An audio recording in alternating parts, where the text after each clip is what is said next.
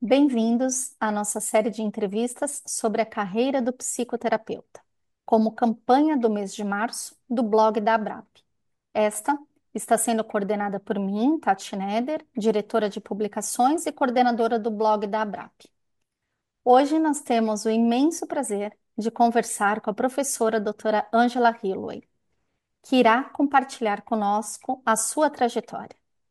A professora é psicóloga, com pós-doutorado em terapia familiar na Universidade Autônoma de Barcelona, associada e ex-presidente da ABRAP, psicoterapeuta credenciada pela FLAPSI, Federação Latino-Americana de Psicoterapia em Modelo Relacional Sistêmico, membro efetivo da EFTA, Associação Europeia de Terapeutas Familiares, diretora do CEF, Centro de Estudos da Família Itupeva, Escola Ordinária de Relatos Rede Europeia e Latino-Americana de Escolas Sistêmicas e Escola Formadora, vinculada à Abratef e à PTF, Associação Brasileira e Paulista de Terapia Familiar, membro titular da Abratef e da APTF. Professora Ângela, seja muito bem-vinda e, em nome da ABRAP, eu aproveito para agradecer sua disponibilidade de estar aqui com a gente. Tati, muito boa tarde, muito obrigada. Agradeço a você por essa garra que você tem demonstrado, esse tempo que eu tenho podido acompanhá-la. Agradeço a você que, por favor, transmita meus agradecimentos à presidente Cristina Neder, bem como à sua diretoria, viu? Para mim é assim uma honra, na verdade, estar com vocês e vou começar dizendo que eu tive acesso, né, Tati, às perguntas que você me faria e devo lhe dizer que foi tão instigante, né, e foi tão curioso porque vou deixar depois você fazer a pergunta, né? Mas quando eu li, né, o que você me encaminhou, o que me ocorreu na hora foi algo que, para mim, faz muito sentido, que é o Rubem Alves dizendo que a educação deve ensinar a fazer perguntas. E você sabe que depois eu até tive a ideia, o trabalho ou a paciência de procurar nos livros aonde que estava isso, né? Deve ter em outros, mas no que eu achei, diz o seguinte, o livro dele é A Alegria de Ensinar, né, do Rubem Alves. Diz o seguinte, as respostas nos permitem andar sobre a terra firme, mas somente as perguntas nos permitem entrar pelo mar desconhecido. Depois eu vou até falar sobre a terra firme, como ele define, porque eu creio que também vai valer a pena. Mas esse início é para contar como realmente você me fez mergulhar, porque embora sejam coisas, espero, né, conhecidas, porque eu que as vivi, por outro lado, é um outro momento da minha vida, pensar sobre isso, e aí é mergulhar pelo desconhecido. Algumas perguntas eu até parei realmente para pensar assim, nossa, mas o que é que eu vou mencionar em particular, sabe? Bom, enfim, estou contando para você, na verdade, como isso está sendo instigante para mim, e, portanto, eu tenho que agradecer. É uma nova oportunidade que eu estou tendo para acessar o passado e criar novas narrativas para mim mesma. E quem sabe vão ser as que eu vou compartilhar com vocês. Tá bom? Nossa, que presente estar aqui com você.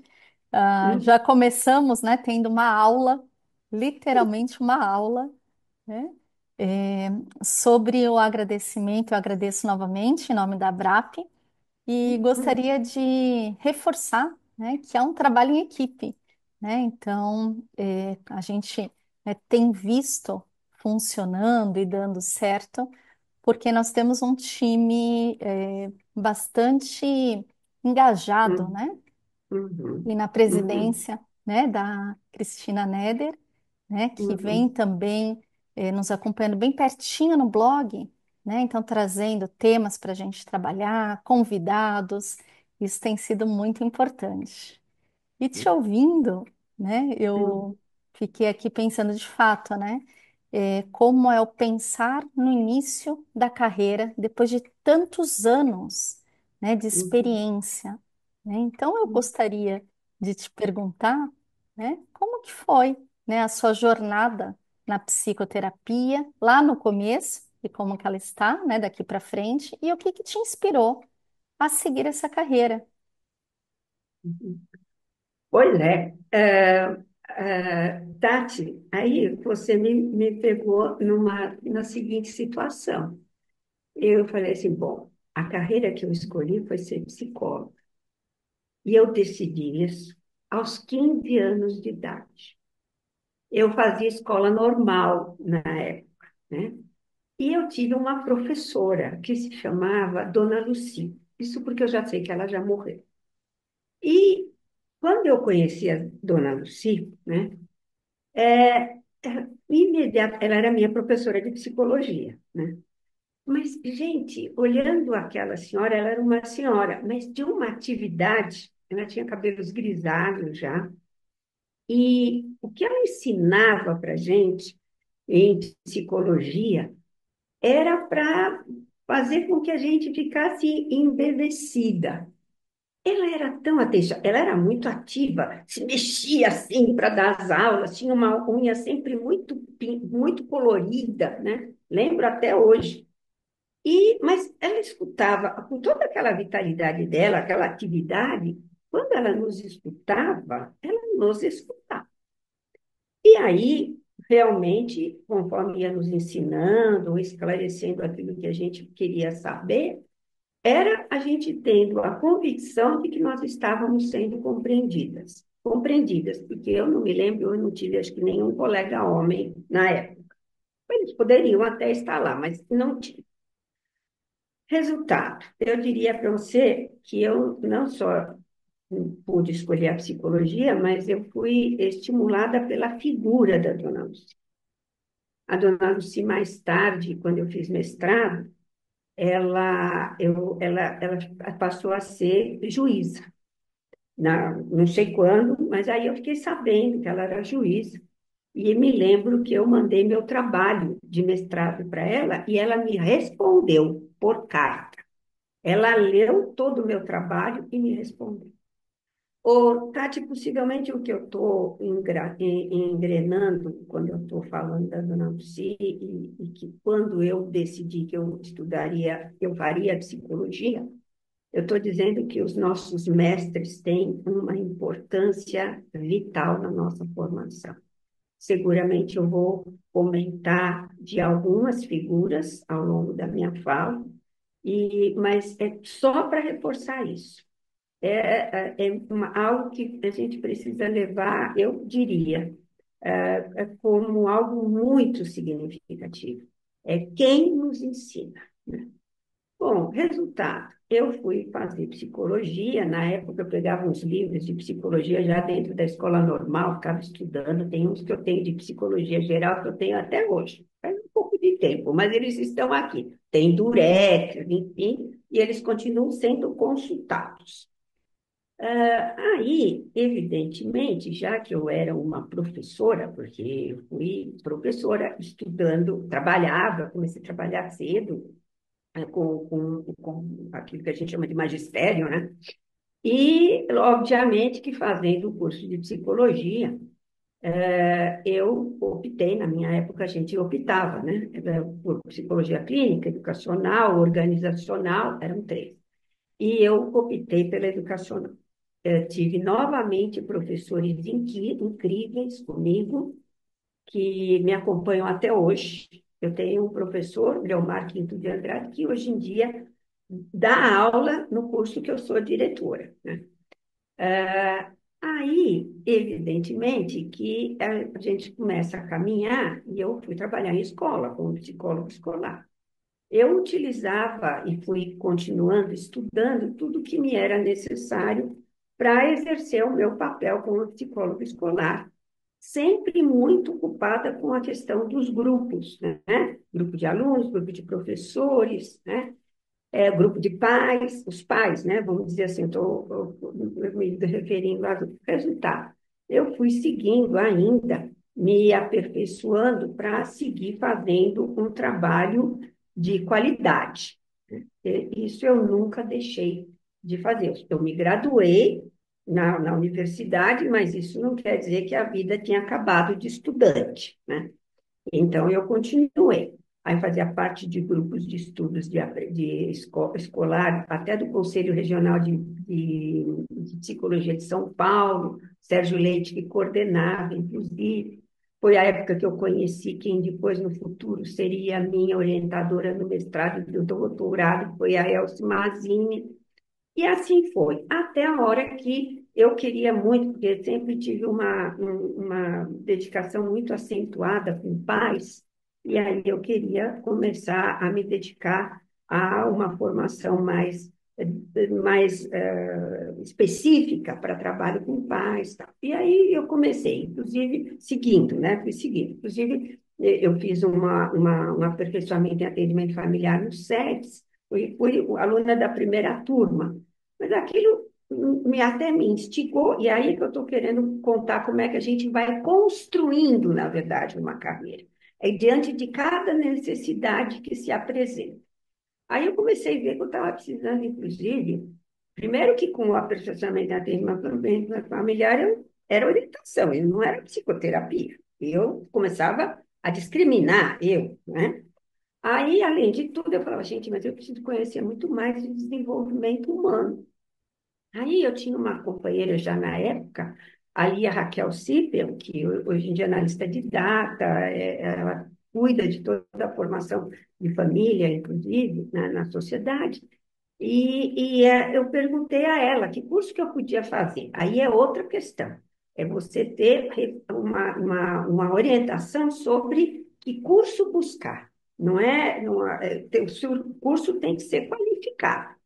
Aí a Lia me disse, ela já me ajudava na época da escola, com os meus trabalhos com pais, nas observações que eu fazia, enfim. Ela me indicou o IPIA, que era dirigido pela doutora Amélia Vasconcelos, que morreu ano passado, né? Outra mestra minha.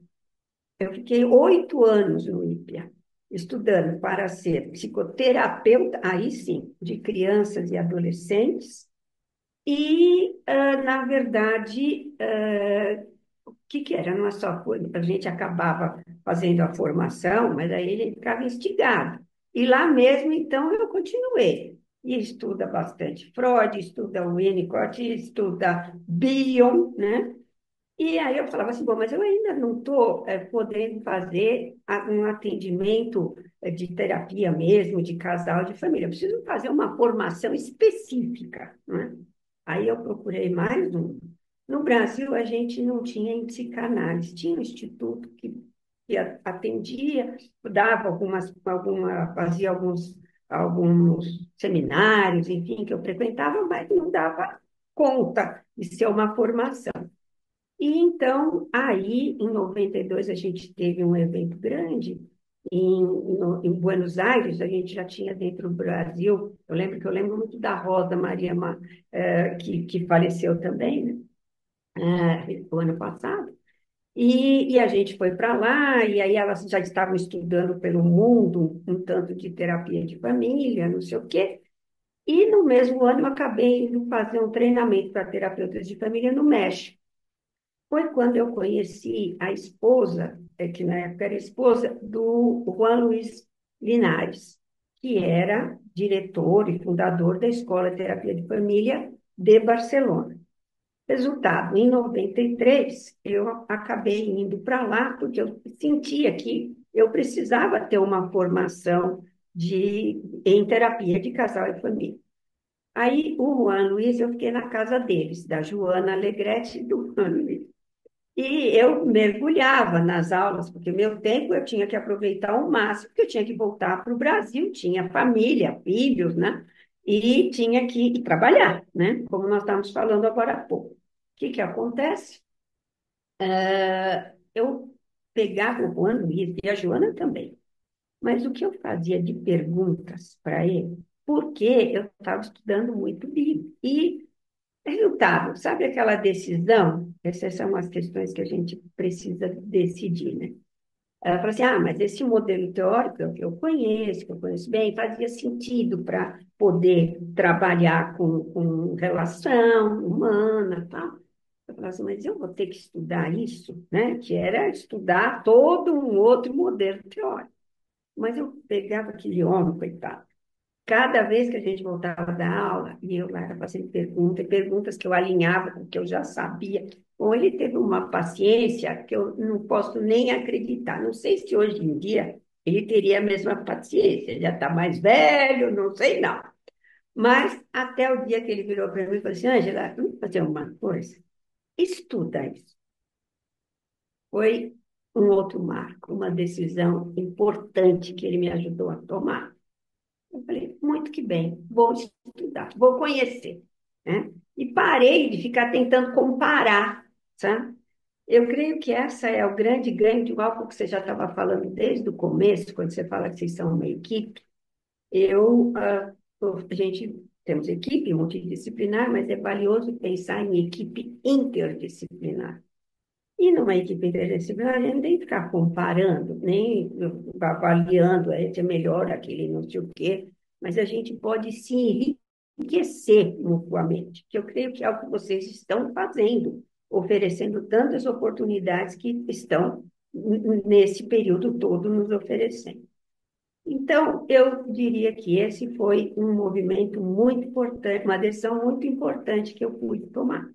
E aí eu fui. Posso dizer que o próprio modelo sistêmico foi se transformando ao longo do tempo. O que eu estudei logo no começo, e às vezes eu tinha supervisoras, às vezes psicanalistas, inclusive, eu olhava aquilo que eu estava fazendo e falava, gente, mas não faz sentido, como que a gente vai fazer desse jeito? Eu não tenho nada.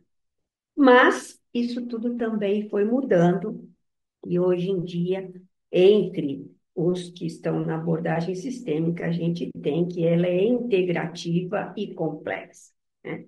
Então, eu diria que este uma constatação atual, né?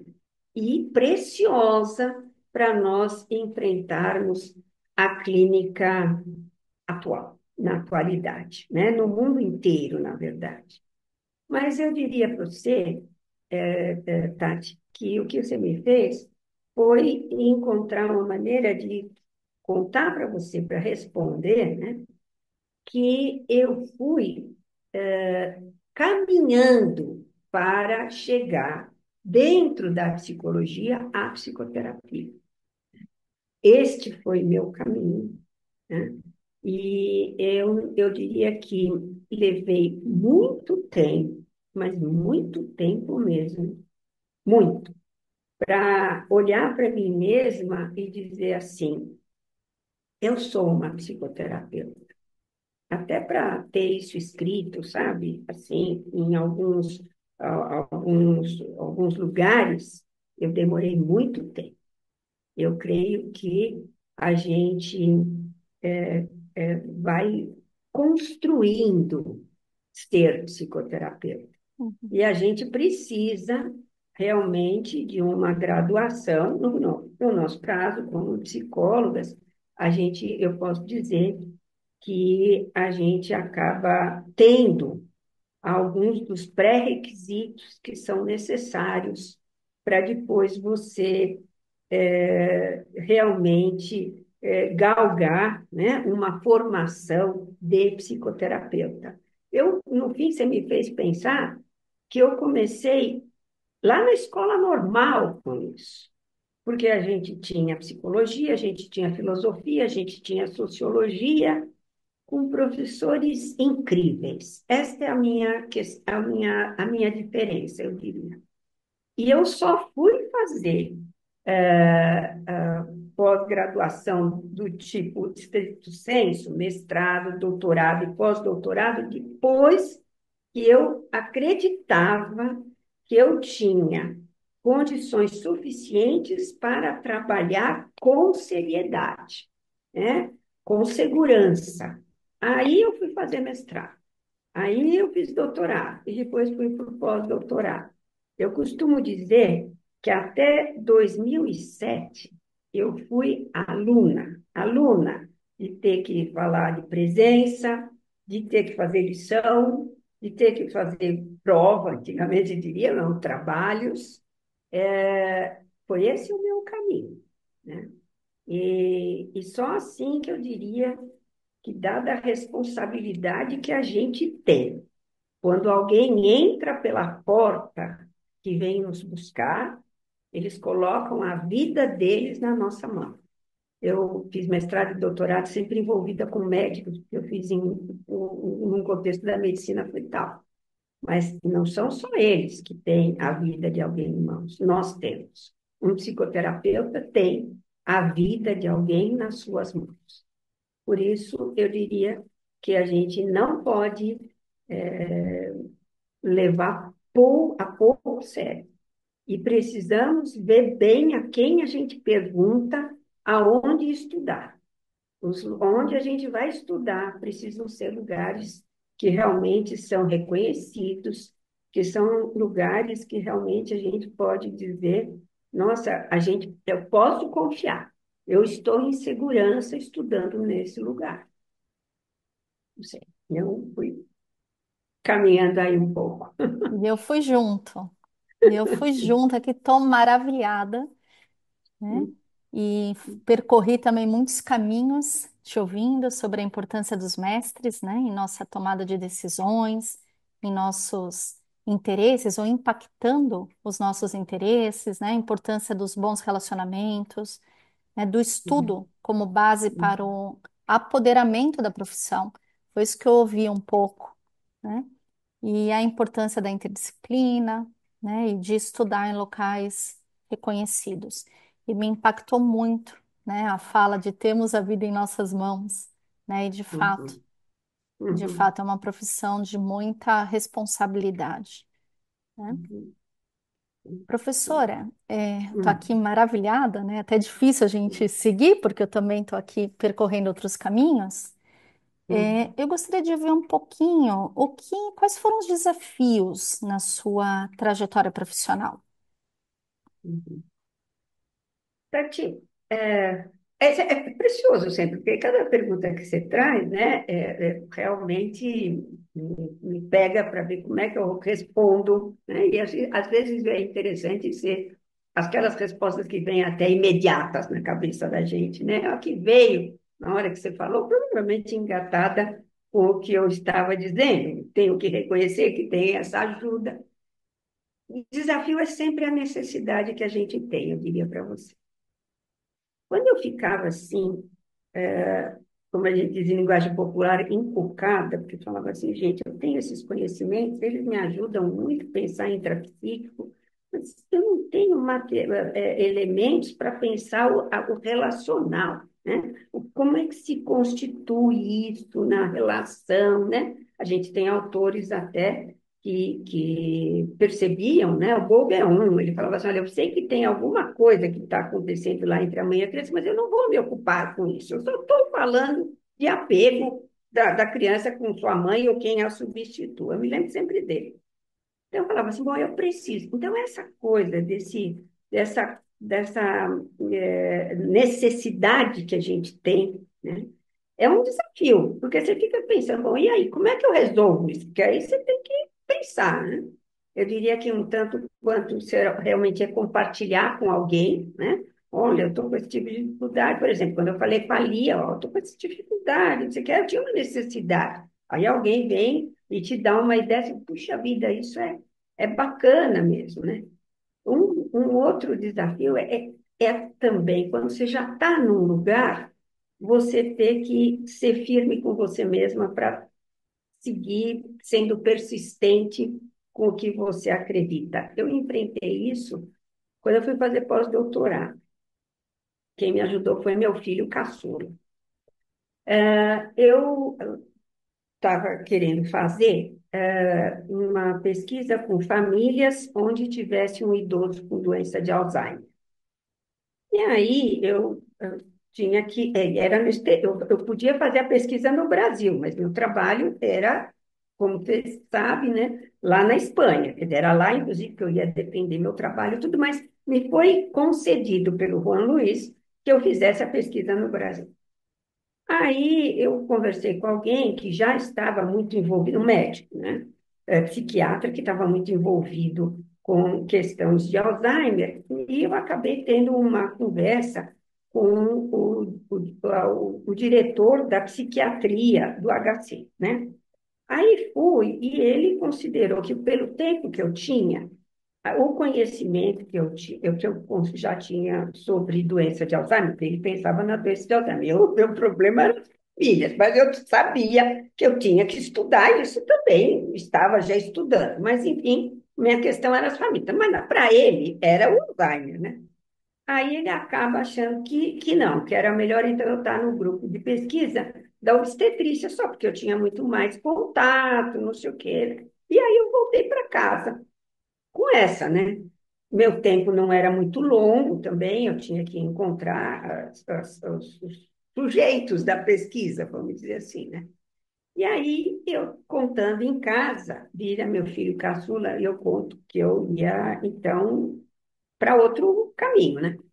Ele vira para mim e fala assim, mas você queria tanto fazer com famílias com idosos de Alzheimer? Você vai desistir? E aquilo calou, viu? E aí eu liguei, ainda tive que me justificar, né? Porque os outros já estavam até me esperando, não sei o quê, já estavam ajeitando tudo. Eu falei, não, vou fazer com Alzheimer mesmo. Então, assim, isso foi um outro desafio bem sério, porque além do que, eu tive que sair procurando, não é? E tive 10 famílias, então ainda por cima eu tinha que achar, não? E me dedicar a isso, mas eu diria que foi de uma preciosidade, primeiro porque eu fiz a tal da investigação com famílias mesmo, que até então eu tinha feito com casais, eu tinha feito com os meus médicos que iriam atender famílias com dificuldades, com bebês, né? Com malformação, enfim. Aí eu diria que essa aí foi. Isso aí me fez pensar, porque foi sua pergunta, né? De desafio, me fez pensar. Por que eu vou pensar que isso foi um desafio, um marco tão importante, né? Foi importante porque eu tive que persistir, né? E não abandonar o que eu tinha como anseio. Com os meus alunos, toda vez que eles ficam depois sofrendo com as monografias, a coisa que eu mais digo é: façam aqui um trabalho com aquilo que vocês estão instigados a conhecer, porque senão, ela vou falar em linguagem popular, vai ter, além de uma chatice, ainda por cima, não vai dar aquela força que você precisa para fazer uma investigação. Não é fácil, embora muito necessário que a gente faça, né? Então, eu diria para você que a tua pergunta me fez não só considerar que isso tinha sido um desafio, mas porque é não abandonar aquilo que você está instigado a conhecer, sabe? E isso dá garra para a gente, uma garra incrível, porque as dificuldades são muitas, né? A clínica que nós temos hoje em dia, ela é muito diversa daquela que eu fui é, instrumentalizada para enfrentar, sabe? Não tem nada a ver. Então, não importa os anos de formação que eu tenho e os anos de trabalho, é tudo diferente. E a gente precisa parar para pensar sobre isso. Haja visto a importância do que você está fomentando, das discussões que tem promovido entre os profissionais, não é? Por quê? Porque nós temos que pensar muito, é época de refletir, usando não só o que a gente conseguiu conhecer, como o que os colegas estão conhecendo, né?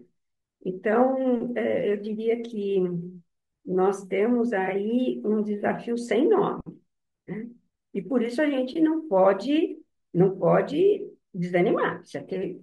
Tem que esperar, tem que ter esperança. Não sei o que vai dar, que a gente vá em frente, né? Não sei se respondi Sua pergunta. Super respondido e me veio muito aqui a sua fala da pergunta anterior, né? Estudar, estudar e estudar. É isso aí. Olha, nunca vi. E porque livro não falta, É, certo? é. Não falta. Trabalho de colegas não falta. E colegas, para a gente poder Discutir, discutir. Exatamente. Não nos falta. Então, é usar tudo isso. perfeito, Porque, caso contrário, nós vamos dançar. perfeito. Professora, quais são, na sua opinião, os marcos mais importantes da história da psicoterapia no mundo? Tati, você, Na sua você opinião. também pega cada ponto, hein? Na minha opinião, ainda bem, então tá bom. Porque realmente, você sabe, de novo, é uma pergunta que é instigante, na verdade, né? Até para eu pensar a resposta. A pergunta em si, belíssima, né? E instigante. Mas aí, você sabe, eu fico pensando algo que é assim, de fato, se a gente parar para pensar, até usando um pouco a minhas próprias respostas para você, se eu tivesse que dizer assim, o que foi mais significativo, isso ou aquilo, dentro da minha própria jornada, eu não tenho como falar isso, tá? Isso tudo fez parte das oportunidades que eu tive para eu crescer, para eu me desenvolver, né? Então, eu diria que, portanto, pensando na psicoterapia e enfim, nos modelos teóricos e técnicos que vão alimentando a psicoterapia, né, eu diria que não conseguiria, mas eu diria que um marco que a mim, talvez provavelmente porque me instiga demais, é quando a gente começou, dentro da psicoterapia, a ver, eu diria até que uma voz recorrente entre os diferentes psicoterapeutas com seus diferentes modelos teóricos, né? Como reconhecendo a importância de conhecer modelos de outras abordagens. Eu diria que essa coisa da integração, eu diria que tem sido assim algo incrível e muito mais frequente do que eu já ouvi antes. Agora, eu diria que não existe, eu não percebo assim um incômodo, sabe, entre as pessoas. Se você pegar, tem na própria Brap, teve ali, a Raquel uma vez nos cedeu um artigo, que a gente até publicou, tudo. Ela falava exatamente que em psicanálise, o pensamento sistêmico é valioso, é importante. Tem outros, inclusive, autores de fora, do Brasil também, escrevendo da importância desse diálogo, sabe? Da gente criar pontes, inclusive.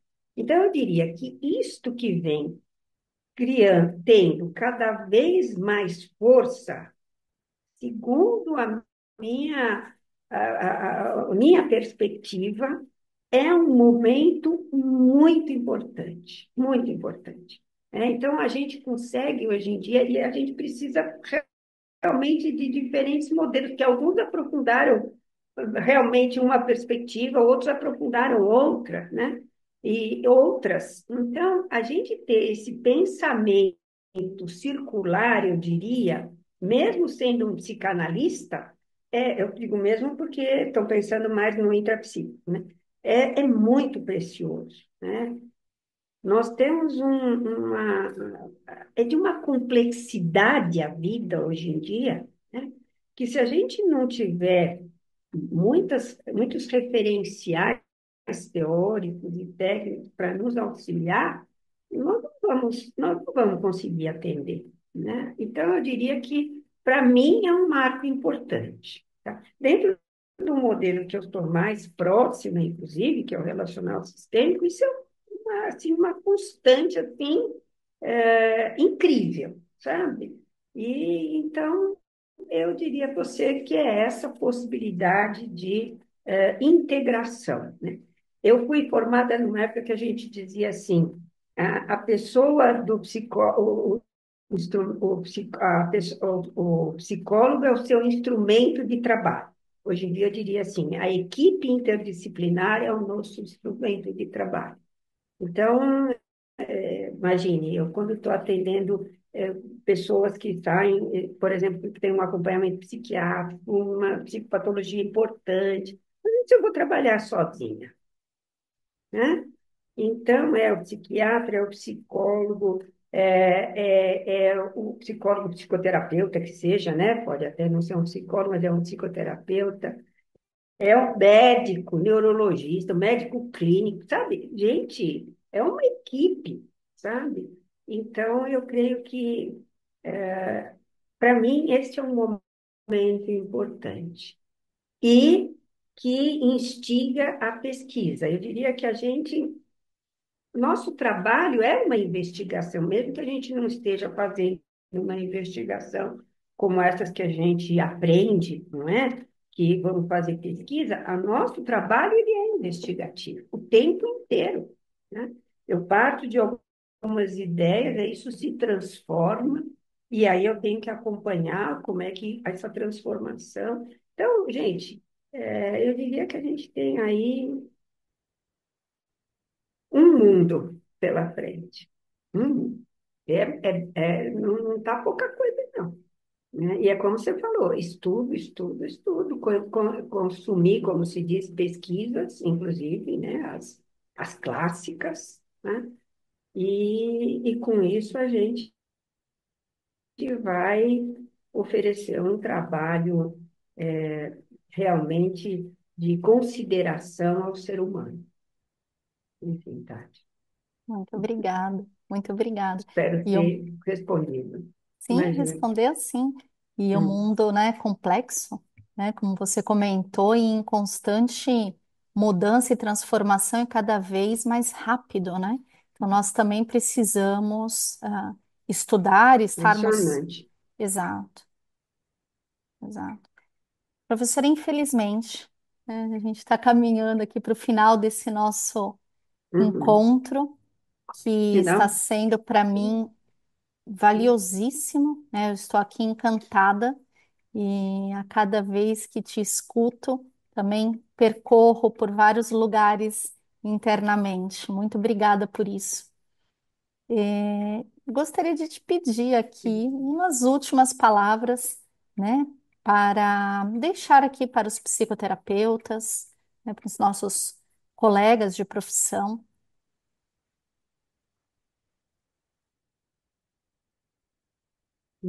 Muito obrigada. Vou tentar deixar uma mensagem. Aí eu vou pegar o finzinho que eu te falei, que eu ia falar sobre terra firme. E aí tem uma definição de terra firme que o Rubem Alves coloca nesse texto, nesse livro que eu estava te contando, né? Contando. Diz o seguinte: terra firme. As milhares de perguntas para as quais as gerações passadas já descobriram as respostas. O primeiro momento da educação é a transmissão deste saber. Ou seja, a gente falou muito sobre isso, então que a mensagem que eu poderia deixar é sobre a importância realmente do caminho percorrido por tantos colegas desbravadores que nos deixaram seu conhecimento. Então, receber essa transmissão, eu diria que é a minha mensagem. Estejam abertos para receber isso.